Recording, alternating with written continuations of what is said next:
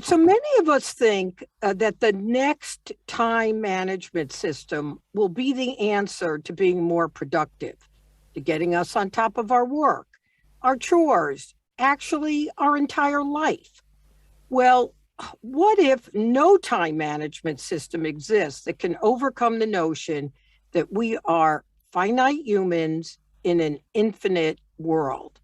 The award winning journalist and author Oliver Burkeman sets out to rearrange our brain and accept that it just won't get done. Rather, his new book, 4,000 Hours Time Management for Mortals, gives us a strategy for answering Mary Oliver's question: what is it you plan to do with your one wild and precious life? And then he helps us figure out how to make that happen. So we have plenty to figure out here. And Oliver, welcome to Just the Right Book. Thank you very much for inviting me. It's a pleasure to be here. So one of your previous books was titled Help: How to Become Slightly Happier and Get a Bit More Done. And in your new book, you cautioned that we won't be getting it all done. Isn't that contrary to your previous book, or did that book lead to this book? I don't think it's contrary. That book, that was my first book, and it was really a collection of my columns for The Guardian, and then I did a book in between. But I guess the idea in that subtitle, How to Become Slightly Happier and Get a Bit More Done, was to sort of draw attention to the modesty of the goal. And I think it's in keeping with this book in the following sense. I think getting a little bit more done may be no good at all compared to getting an infinite amount done, but it's a lot better than not getting anything done.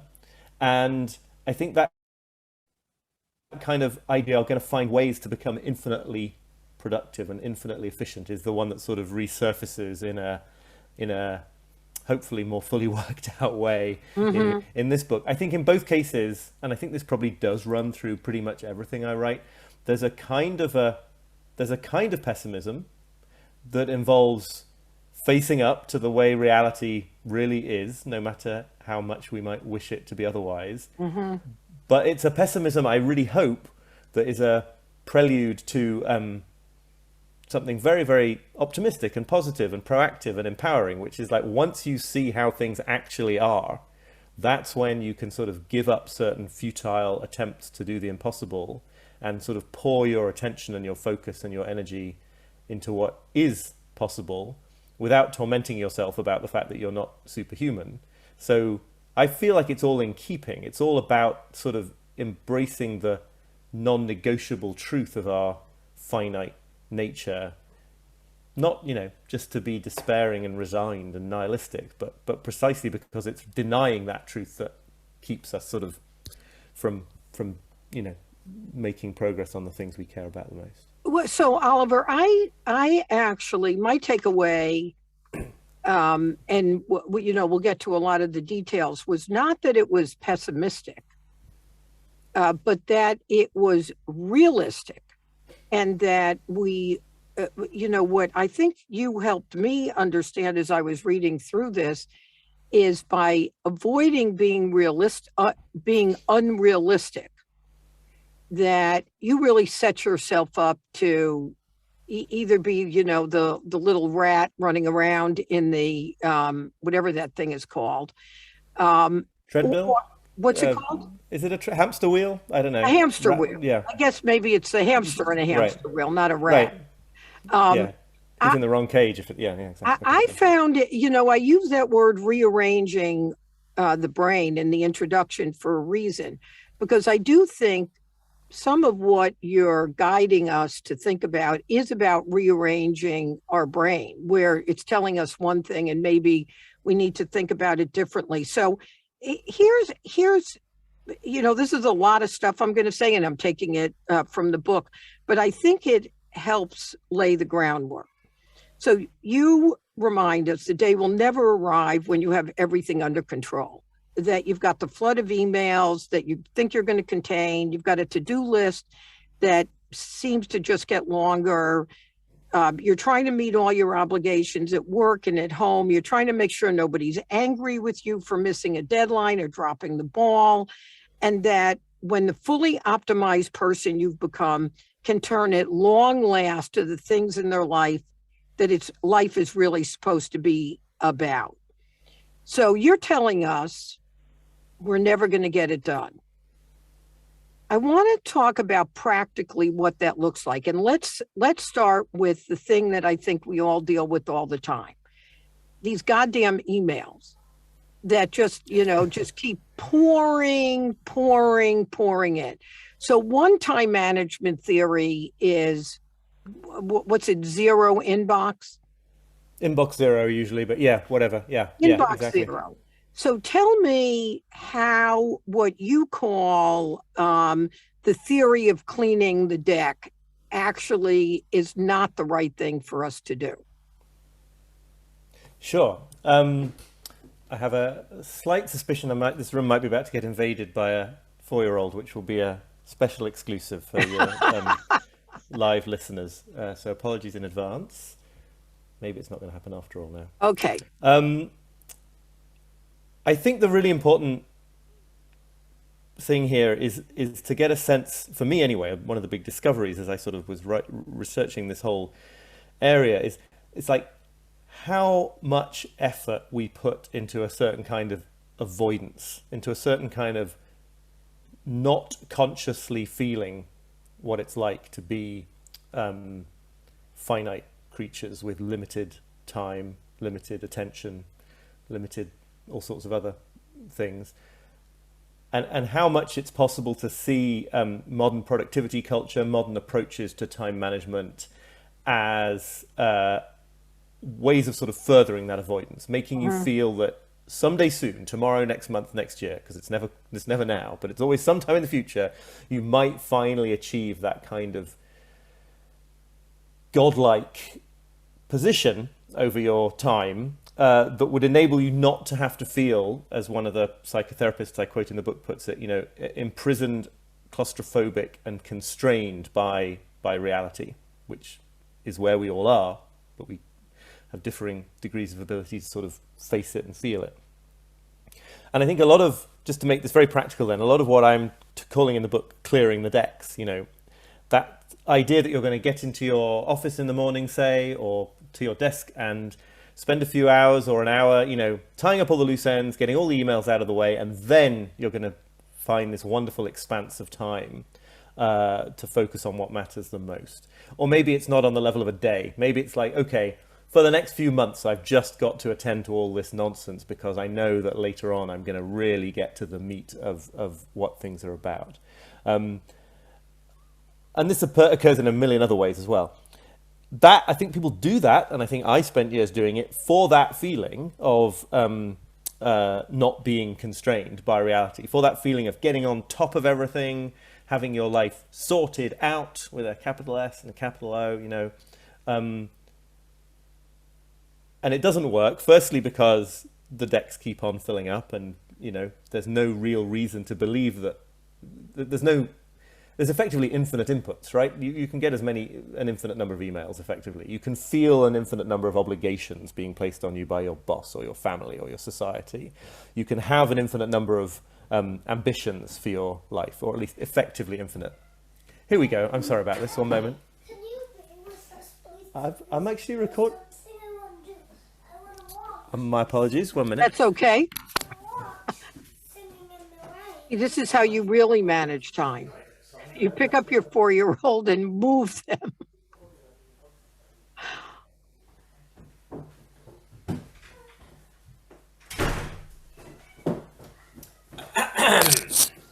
I'm sorry about that. Oliver, that's really a good example of how no matter what you try to do, can't do them both at the same time. Right, exactly, yes, yeah. Idea.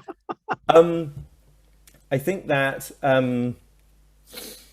the finite the fact that we're finite and the inputs coming into us are effectively infinite means that you're never going to get to the top of them. In fact, if you get more efficient at dealing with them, what happens is you just get more of them, because we can talk about the various different reasons why, but one obvious reason with email is if you get really good at replying to email, You get more.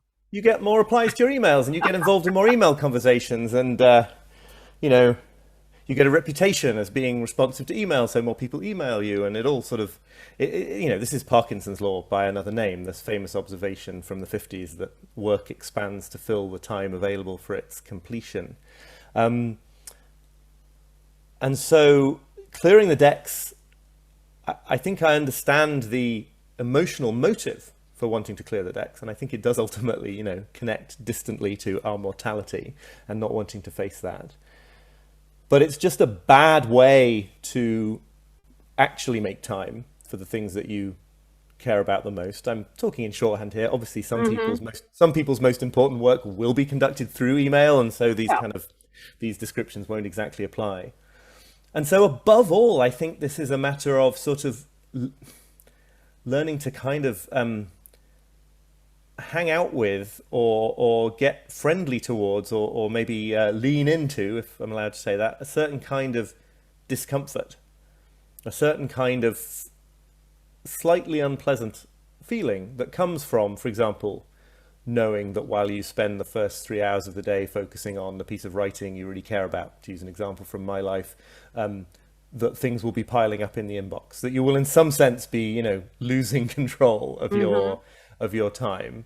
And that the goal with that kind of the discomfort of finitude has to be to sort of see why you're feeling it and not focus on trying to eradicate it in favor of this position of power and control, but instead just sort of accept that it sort of comes along for the ride if you're going to be spending your limited time on things you really care about. So, Oliver, when I thought about this, it led me to these series of things that that occurred to me. So I am a to-do list maniac. Now, I did start my life 20 years as an accountant, keeping track of my time in increments of 6 minutes. So you can see how inbred the idea of exactly the antithesis of what you talk about, that time only has value if its outcome could be measured. But so I'm a to-do list maniac.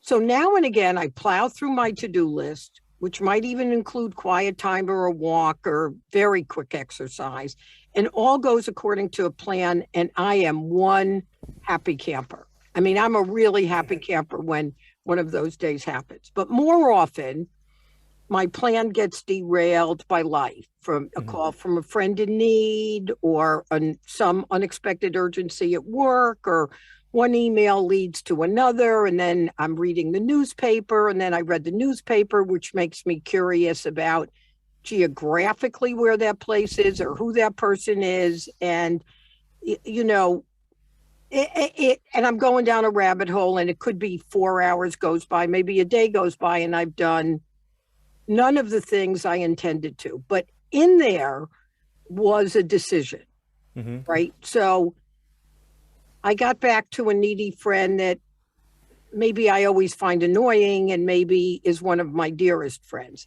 that we're making decisions in there. And this was a critical thing that I think you talk about, is that there is an element of a fear of missing out on something. There is an element of if you're not getting to the emails, you're also deciding who you're going to get back to or not, and what's important to you or not. And there are going to be ramifications for that, right? Either you'll develop a reputation for not getting back to people, or you have a friend that's going to be offended because you're not getting back to their email. I don't know whether your idea is that we have an auto reply, say, I'd love to get back to you, but I can't, or we're deleting it, but how does that practically look when you say, you know what, I'm going to spend an hour a day, 2 hours a day, getting back to my email, and I'm not going to do it first thing in the morning. what does that really look like when you're doing it?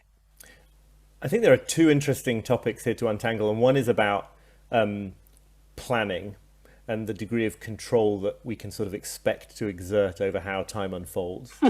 And then the other is about trade-offs and the fact that time being finite means we're always making choices. So on that first one, I mean, I think, yeah, another way in which this desire to feel a kind of mastery over time tends to manifest, especially for people who come from families of sort of compulsive planners like I do, is definitely to want to sort of try to reach out from the present to control the future by mapping out exactly how it's going to go. And then firstly being constantly slightly anxious because you know deep down that you're not really controlling the future. So you're always waiting to see if it's going to turn out the way you want. And then secondly, being sort of irritated or considering your things to have failed when reality sort of collides with that plan. And I think, you know, a very practical thing there, again, it is a mindset shift. And I think all of this is a mindset shift rather than a very specific technique. But a big moment for me was when I realized that I could honor the part of myself that wants at the beginning of the day to draw up a little schedule about how things are going to unfold without it being a manifestation of this very sort of unhealthy desire to force reality to go my way. Because you can just hold plans very loosely. You can remember what the American meditation teacher Joseph Goldstein says, you know, when he says that what we forget is that a plan is just a thought or a statement of intent that you write down on a piece of paper. It's fine. Have a plan for the day and also be completely accepting of the fact that it's going to change 20 times when events change underneath you, right? You can do both those things. I sometimes think it's like, I mean, the problem is I know nothing about maritime navigation, but I sort of imagine that it must be like maritime navigation, right? Where you're constantly sort of setting a course, you're accepting that you're going to veer off the course, then you set it again, and you use it to get broadly to the end of the journey through the day. But that's not because you managed to kind of dictate how things would go. It's that you had one sort of game plan, and you were sort of brutally realistic about the fact that that your thoughts at 8 o'clock in the morning about where you'd like the day to go are kind of, you know, they're an opening bid in a process, right? I mean, that's all it can like really that, be. an opening bid. And then the other point, they're talking about missing out, and I mean, I think there's something really central here, again, which I talk about in the book, which is just like, okay, it follows from having finite time that any decision to do anything with an hour is a decision not to do all the other things with that hour. Right. So again, I think this is this kind of realism that ultimately I think is really a relief and a liberation, because once you see that you're going to be neglecting some stuff today, in fact, most stuff, no matter what you do, that just comes with being human, well, then you can stop beating yourself up about neglecting most things, right? And you can turn instead to the question of, what am I going to choose to neglect? Like, what shall I focus on and what will I neglect? Instead of this notion that you might somehow manage to not neglect anything important. I think this is really central for those of us. This might not apply to everyone, but for me, certainly, I had, like, for many years, and I'm sure still to a large extent today, a lot of kind of self-worth or self-esteem wrapped up in the question of how productive I was being. And that might not be the worst thing in the world. But if you're telling yourself in the back of your mind that you haven't really justified your existence on the planet today unless you've managed to, like, do all the things that seem like they matter today, then that's just a recipe for self-reproach, because you definitely aren't going to have time to do all the things that seem like they matter. That's kind of built in to the situation. So, you know, I think that's a huge burden lifted myself to see that not, you know, that missing out on certain experiences, neglecting certain duties, disappointing certain people, failing to realize certain ambitions, like, that's going to happen because your reach exceeds your grasp just as a conscious human being. And then it's just a question of how to do that most artfully and the most wisely, instead of trying to avoid it happening at all. Well, and that was a wonderful summary of the piece of the book that I found the most impactful, is that all of us, for different reasons, or many of us, not all of us for sure, but many of us for different reasons, have a sense that productivity is tied to self-worth, right? I'm the daughter of Holocaust survivors. Like, they got picked to live, so I damn well better get something done, right? But one of the big takeaways, I think, from the book, and we'll get to it later in the conversation, is the sort of core of life, which is determining how your self-worth is measured by something that is unique to who you are, not necessarily to a productivity standard. And I think we live in a capitalist society, which I don't have a problem with that, but it by definition evaluates your self-worth by your productivity or your net worth or your something else. So a big piece that I thought of as I was reading the book, and you go through some of this, is to detach those things. And that's the critical step of it.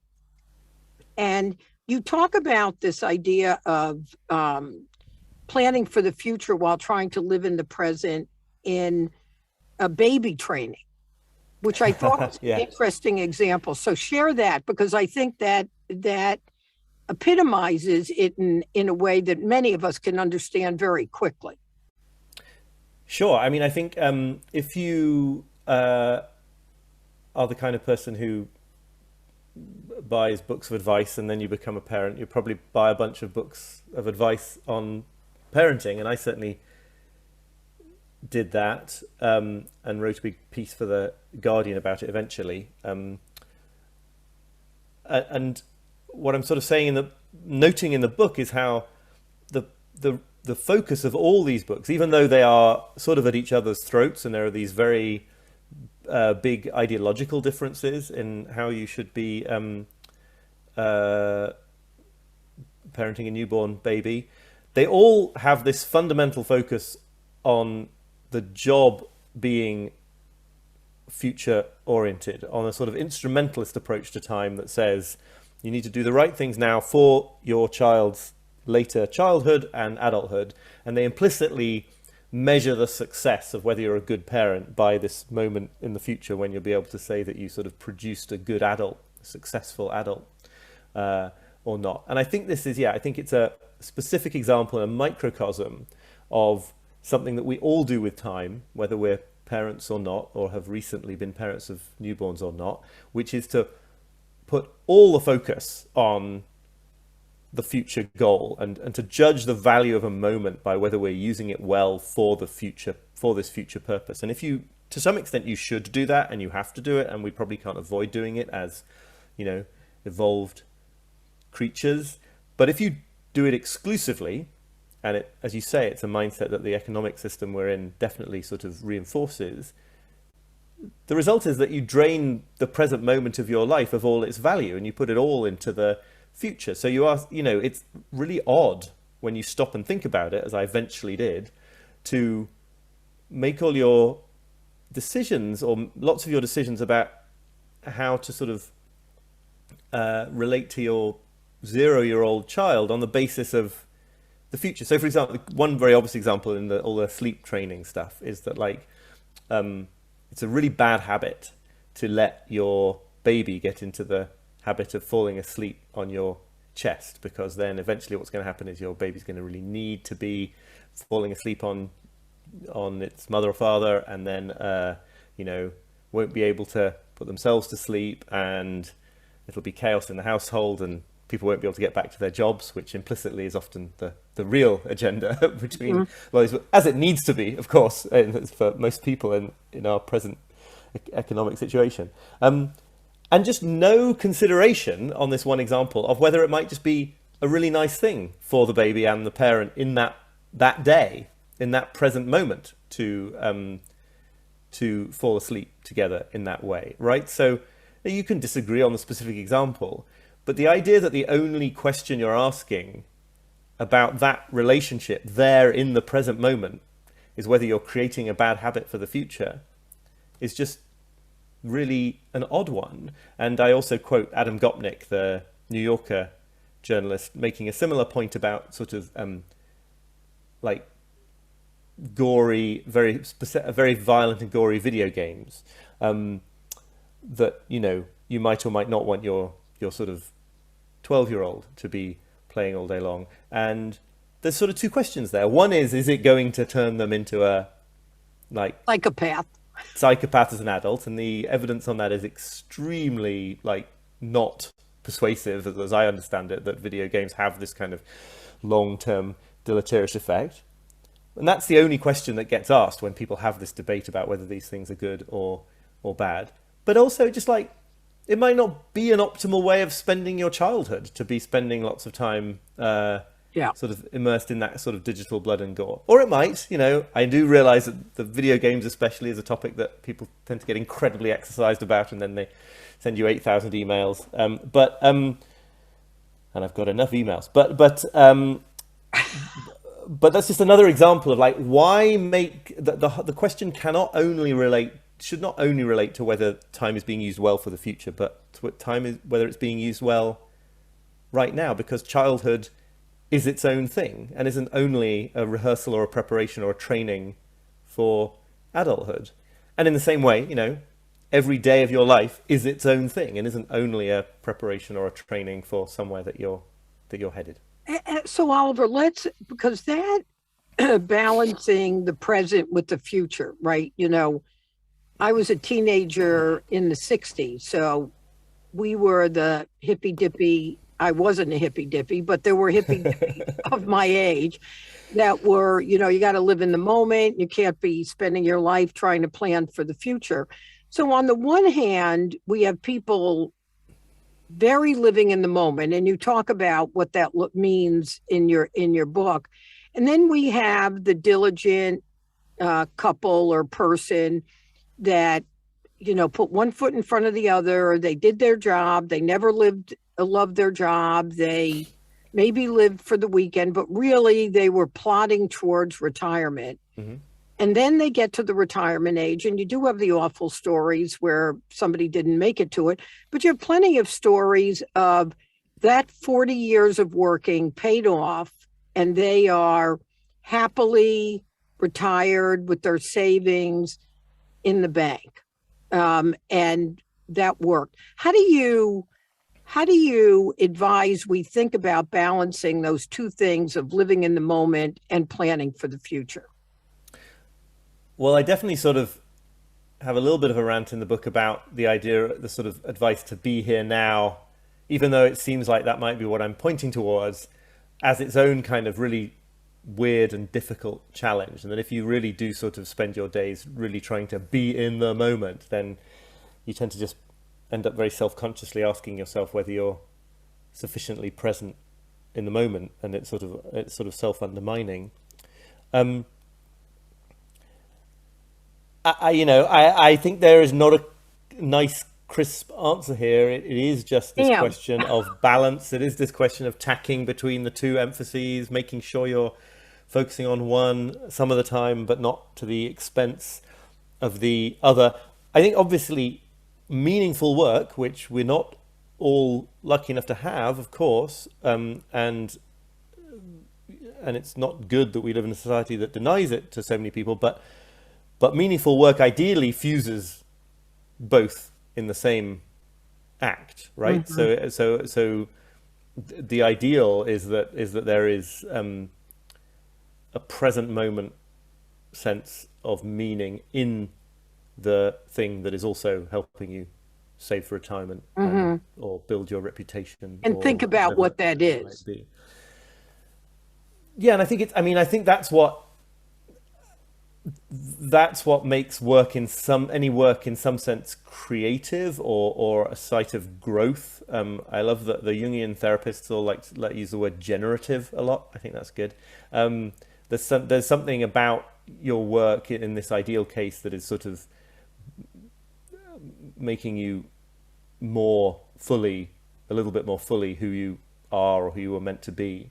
And then I do think it's worth having in a life, and I try, it's something I definitely have struggled with, but like to have a handful of things in your life that you really do only for the experience of those things themselves. And I write in the book about the philosopher Kiran Setia, who's coined this term atelic activities to refer to things that just where it's very obvious that the value is for themselves and not for something else, or not for some place they're leading up to. And hiking is an example that I go into in a little bit more depth. I loved that distinction of those two, the atelic and telic, I think was the other word.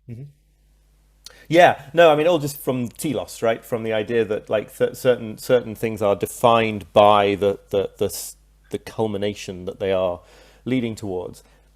It doesn't make sense to think of hiking in this way, and it doesn't make sense to think of hiking as something to subject to sort of the ethos of productivity or anything else, because you're not going to get, if you're someone who loves hiking, which I am in a sort of amateurish way, you're not waiting to get to a point in life where you say, okay, I've done the hiking I was intending to do.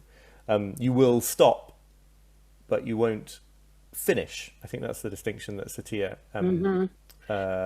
so Oliver, the other piece that I thought informed how you think about this is how you talk about impatience as a kind of addiction, and that how the development of patience is creating freedom. Talk a little bit about that, because I think that's not a concept that we often think about. Yeah, I mean, I really loved exploring this part of the topic, because there's some really interesting work being done and a few interesting people sort of living as examples of this kind of patience. I think, again, just to slot this into the overarching theme here, impatience is basically an emotional reaction to not being able to make the world go at the speed you want it to go at. I think that's a fairly, sort of watertight definition, which again comes from this quest to feel this kind of unrealistic kind of control over time, right? To feel that things can go along with your plans, that you can get things done at the speed they need to be completed, and then reality sort of stubbornly resists and says, in all sorts of cases, like, no, there's a traffic jam right now, and so you're going to have to wait for it. Or a little bit more subtly, if you want the benefits of reading this novel, you're sort of just going to have to slow down to the speed that the novel demands.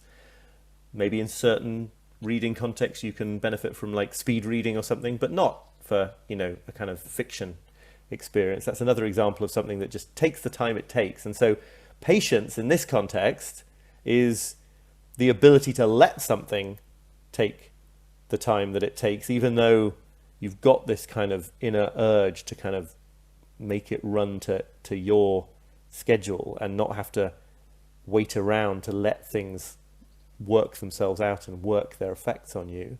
And in the book, I do this thing. I went to meet this art historian at Harvard called I love that story. Jennifer Roberts, who she has all her students choose a painting or sculpture in the Boston, Cambridge area, and then go and look at it for 3 hours straight. And I did this. 3 hours is a long time to do that. Yeah. And she knows that. And it's really unpleasant at first, I can testify. Even when they give you a nice little folding seat in the Harvard Art Museum, which they did, it's still it's still pretty agonizing. And she knows that it's agonizing, and her argument is that, you know, it takes a lot longer to see visual arts than it does to look at them. You can look in a minute and convince yourself that you've seen all there is to see, or you can, if you're sort of forced by your teacher or whatever to spend this time, you sort of run up against the impatience, and you run up against the emotional sort of distress of not being able to get up and go and do something else, and, you know, get life moving again at the speed you want. And then on the other side of that, you do literally, in my experience and in hers, and I think her students as well, you know, you start to see things in the painting that you didn't see. I'm not even speaking metaphorically. I mean, just literally. Literal. Right, like shapes and shadows implying things, and sort of changes of the gradations of color that you hadn't noticed, and like it's real. And I only get there by sort of being willing to push through this agony. And she makes the really interesting case that, like, patience didn't always used to be this kind of like, I think if you go back decades and centuries, it's a very sort of passive virtue. It's the kind of thing you tell people who to sort of, who don't have power in that social structure, to sort of make them reconcile themselves to their position. So you can imagine sort of the ethos of patience being taught, as it was, I think, right, to sort of housewives in eras gone by, while men occupied the public sphere and did exciting things. Their job was to wait patiently at home. And that's like, you know, that's a sort of so it's something that can sort of reinforce existing power relations. But Jennifer Roberts makes this point that as society hugely accelerates, the ability to resist that acceleration and to not go at the speed that everybody wants you to go at and that life seems to move at, that becomes not a way of accommodating yourself to your lack of power, but actually a form of power. It's a way of resisting, and a sort of subversive way of you know, gaining an edge, really, because the environment has changed around you so much that now, like, the ability to, it's gone from like, oh well, you should not expect excitement in your life because we live in a sexist or various other kinds of society where you know, you have to sort of reconcile yourself to that, and it's gone to like, well, no, excitement so completely saturates every moment of our days that the ability to not need that for a while you're waiting for something to unfold is actually really, you know, that's a professional advantage and kind of a superpower. And you know, Oliver, you talk in the book about the Sabbath, and not in a religious sense. I grew up Orthodox Jewish. We observe Right. Shabbos, meaning Saturday, at least for the years we lived in New York, where you know, you couldn't work, you couldn't touch electrical things, you couldn't turn on lights, you know, that you actually were removed. Now, in those days, we didn't have all the onslaught of distractions that we've got now. But, you know, you bring up the idea of creating a day that doesn't need to be religiously attached, but is a day where you impose a restriction on yourself. Do you find yourself doing that? Do you see more people trying to take a day or a half a day and just absolutely isolating themselves from distractions? I mean, I think it is on the rise. I think the thing that I sort of try to be very realistic about in the book is, you know, that you see this thing happening. People talk about taking digital Sabbaths. I have tried a little bit as an individual, and we have tried a very little bit as a family. Although it begins to get, again, I think you need to sort of think about it carefully, because it begins to get a little bit sort of bloody-minded in a way. If you're going to sort of, you know, we often have a very lovely Sunday in this house that involves our son spending a good hour watching TV at some point, and you sort of like to deliberately remove that. Just makes like makes life less restful, not more restful. But also what's so important, and what has been in religious tradition so important about Sabbaths, is not that you are taking a day off things, but that everyone's taking the same day off things. Mm. And so certain environmental pressures switch, right? And if nobody, if I mean, to take an obvious example, if the shops are closed, then it's very easy to not spend your whole day engaging in consumerism because the shops are closed.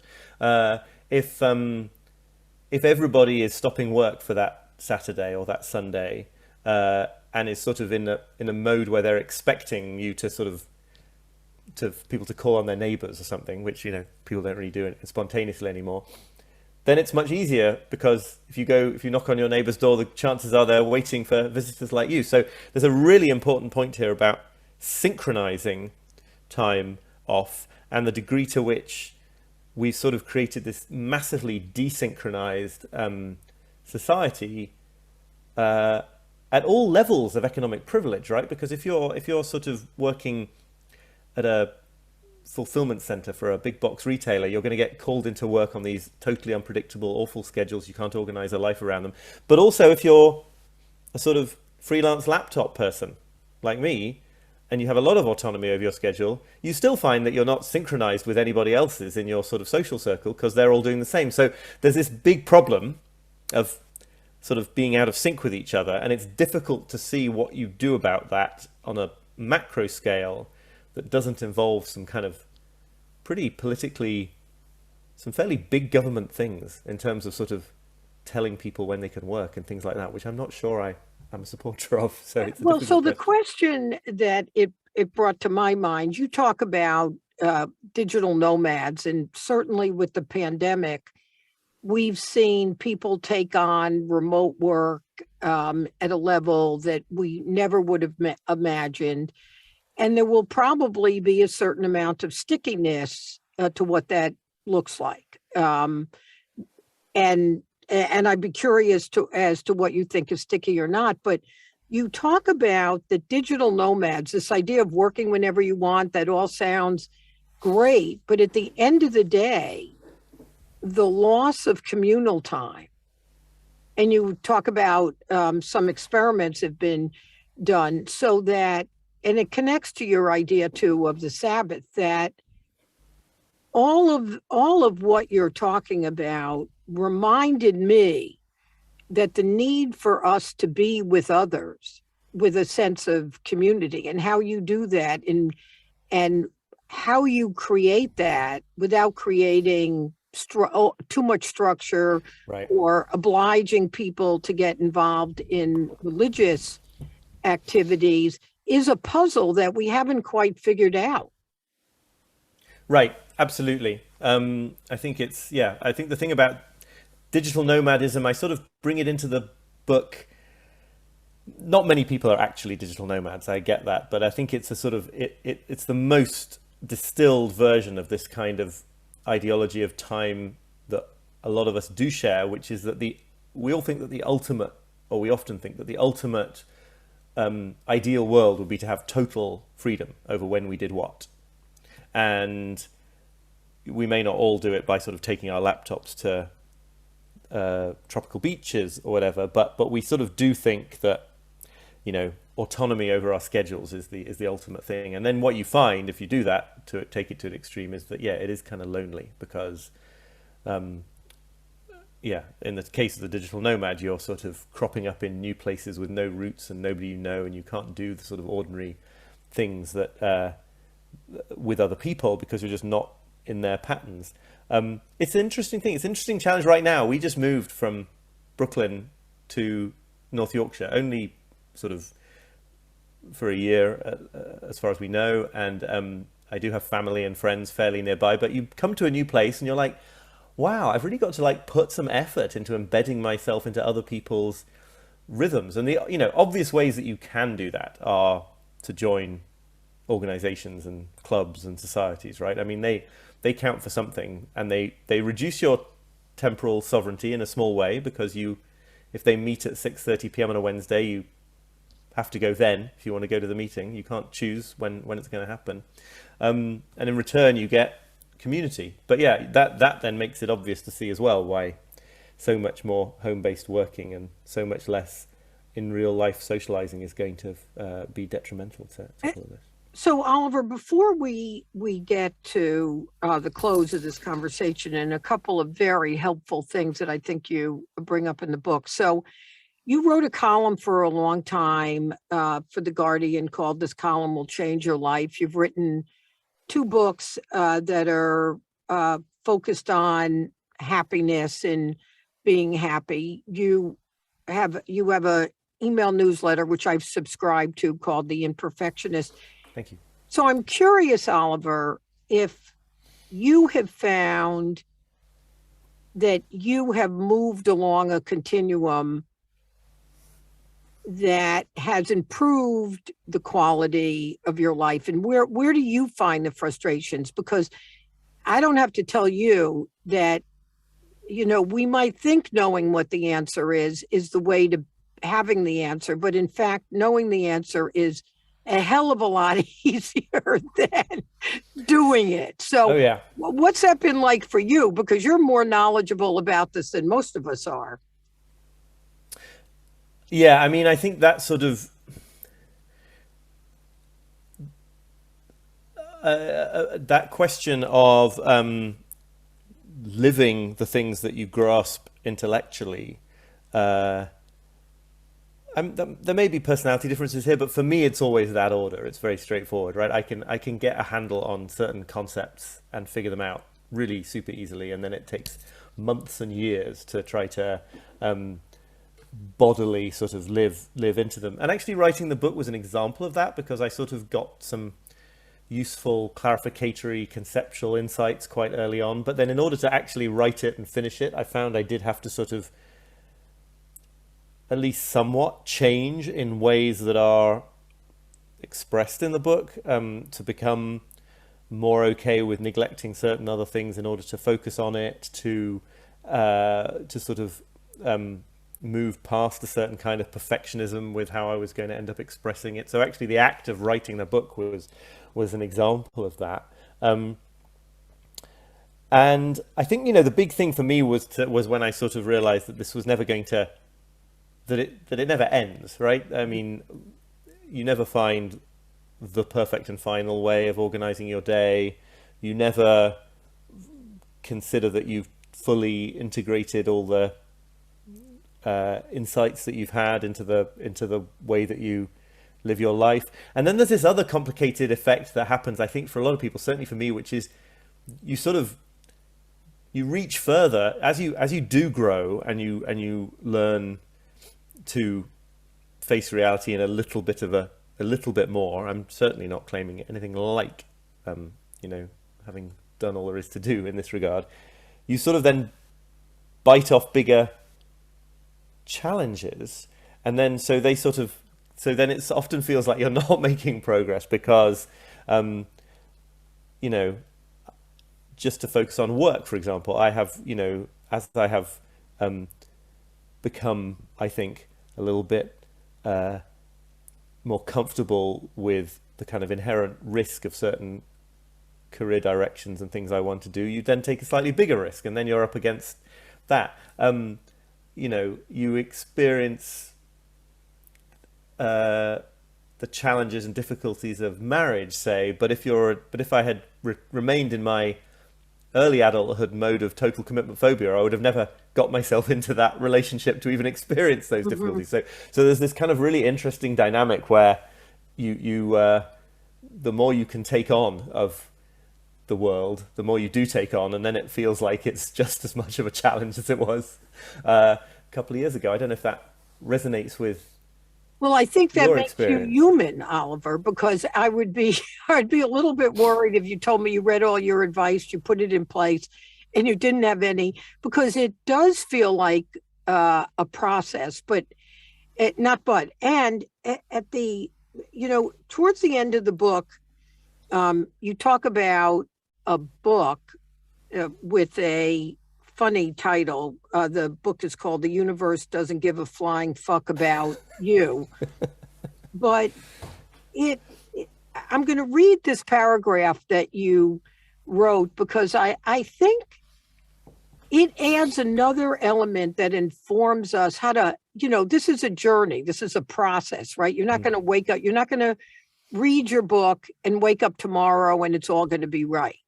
I read this book carefully. I want to go back and read it because I think there's so much for us to think about. But this paragraph I thought was so, I thought it was cool. I'll use that word, even though I hate Great. that. No. So the paragraph is, no wonder it comes as a relief to be reminded of your insignificance. It's the feeling of realizing that you'd been holding yourself all this time to standards you couldn't reasonably be expected to meet.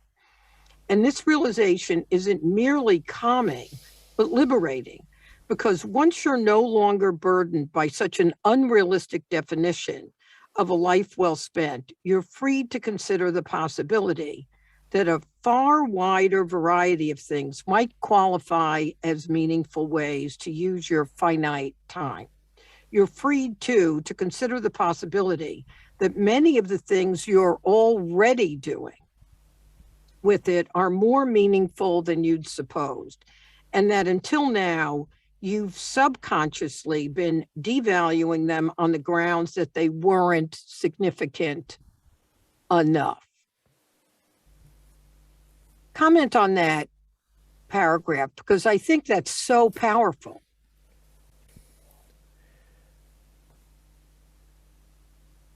I guess part of what I want to do here is to translate this question of what it means to be finite creatures with minds that can sort of conceive of the infinite onto this grand stage of, the meaning of life.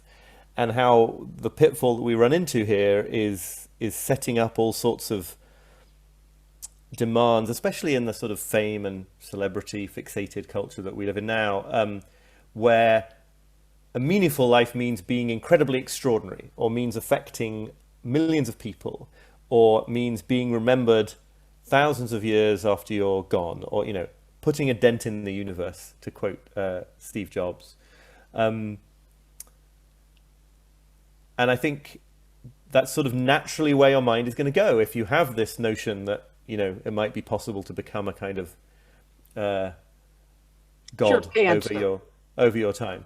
But that's really odd when you stop to think about it, because do you really want to say, maybe the problem there is not that you haven't yet managed to sort of produce the work of art that's going to be remembered 1,000 years from now, but that you're using a really odd definition of a meaningful life. Why?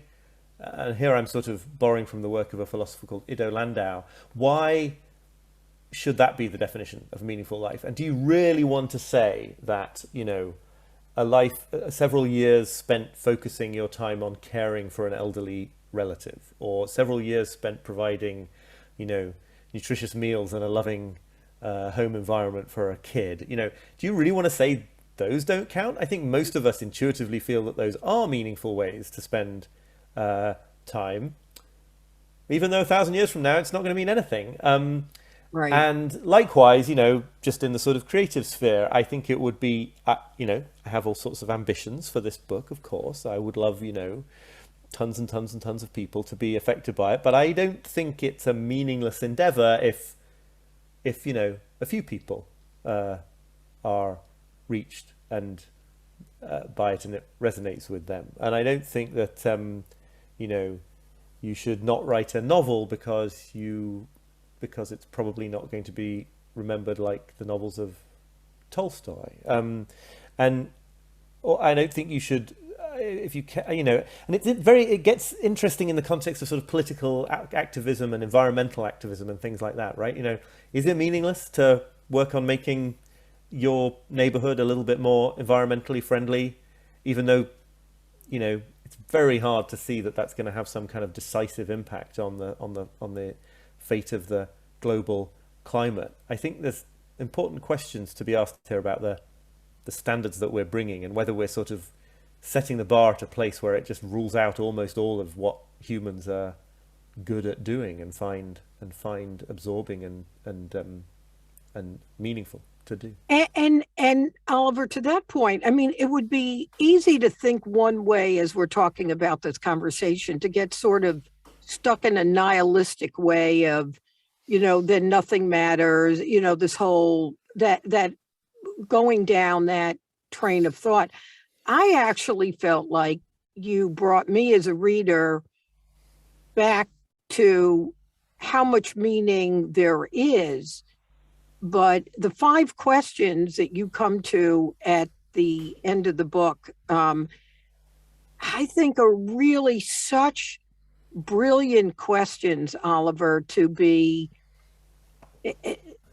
I would encourage everybody to look at and then go back and read the book. So the questions are: where in your life or your work are you currently pursuing comfort when what's called for is little discomfort? Or are you holding yourself to and judging yourself by standards of productivity or performance that are impossible to meet?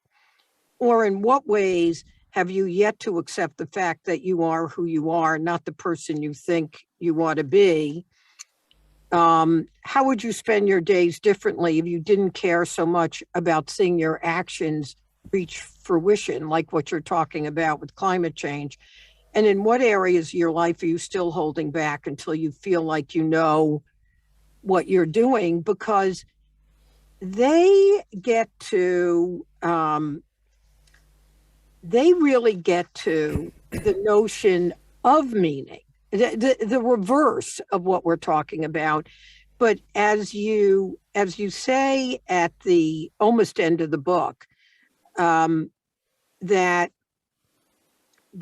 in terms of reaching the greatest heights of productivity, accomplishment, service, and fulfillment are accomplished by understanding you're a limited human, not how many people you're helped or how much you got done, but that working within the limits of your moment in history and your finite time and talents, you actually got around to doing and made life more luminous for the rest of us by doing. And I love the sentence. Oliver. Whatever magnificent task or weird little thing it was that you came here for. And to me, in reading this book, that's the liberating notion, right? I don't need to be Oliver Burkeman. I don't need to have been an award-winning journalist. I can't write well anyway. Don't use me as the example of. And anyway, carry on. Yeah, whatever. But or anybody else, we all pick someone, right? We all pick someone else that we think's got it all together. My friend Miriam always says we're always going to fail by comparison because we compare our inside self to their outside self. Yeah, right. Totally. Yeah. You got to lose. You're going to lose in that comparison, and so. I think this idea, the weird little thing it was that you came here for, is a big gift, Oliver, that you're giving to your readers. I think that's a lovely, liberating notion that really will go. Let's go back to the title of your book. We've been talking with Oliver Burkeman, the author of 4,000 Weeks, Time Management for Mortals. I do think you help us think about just how we want to spend those 4,000 weeks that make up an 80-year-old person's life. So thank you so much for writing it. Thank you for spending an hour in conversation. And I urge our listeners to pick up this time management book, because it's not really a time management book at all, because I do think it'll rearrange our brains a little bit. Oh, well, thank you very, very much for that. And yeah, it's been a real pleasure to talk. I've really enjoyed it. All right. Well, thank you. And you can go back to your 4-year-old who's probably like on the other side of that door behind you. I'm glad he made a little appearance, but yeah, I'm also glad it was only little. That was good. Thank you so much, Oliver. Thank you. Be well.